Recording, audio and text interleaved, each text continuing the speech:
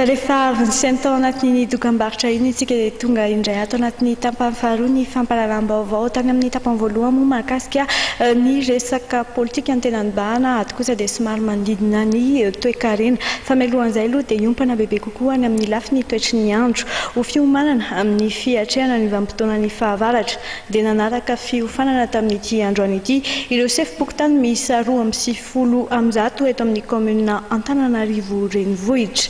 Fampiofanana izay mikarakarain'ny tanàn'Antananarivo miaraka amin'ny sampandrara izay misarona ny fitantarana ny loza na ihany koa ny BNGRC.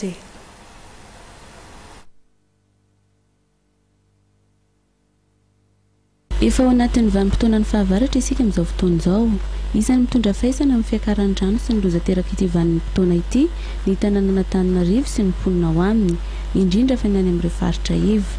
Ho fiomanana ny fiatrehana ny fahavaratra dia nanaraka fiofanana androany ireo tompon'andraikitra voalohany eny amin'ny fokotany dia ny sefim-fokotany miisa 240 eto amin'ny farim-piadidinana Antananarivo renivohitra.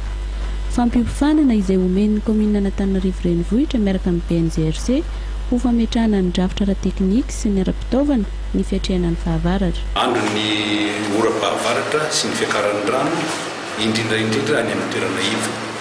Io androany io zany dia tsy voalohany tsy fanombohana akory efa azo lazaina hoe tenatenany io zany amin'ny fiomanan'ny ny komuna Antananarivo mikasika ny fiatrehana ny loza ity.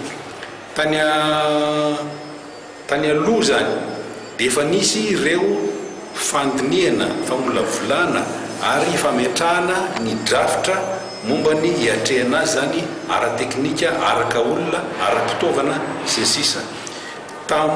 Teo aloha koa tamin'ny herinandro tapabolana zao raha koty ny herinandro tia no efa nidina teny ifotony mihitsy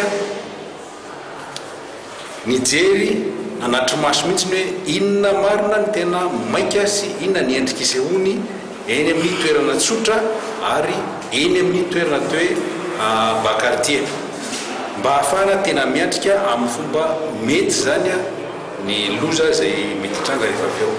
Izay tsara fiomanana tsy ho tapon'ny loza, io ny tanjona raha nambaran'ny tompon'andraikitra. Mila atao matipaika ihany koa araka izany ny fitaovana ampiasaina sy ireo toerana andraisana ireo trabona mba tsy ho vonjy davanandro.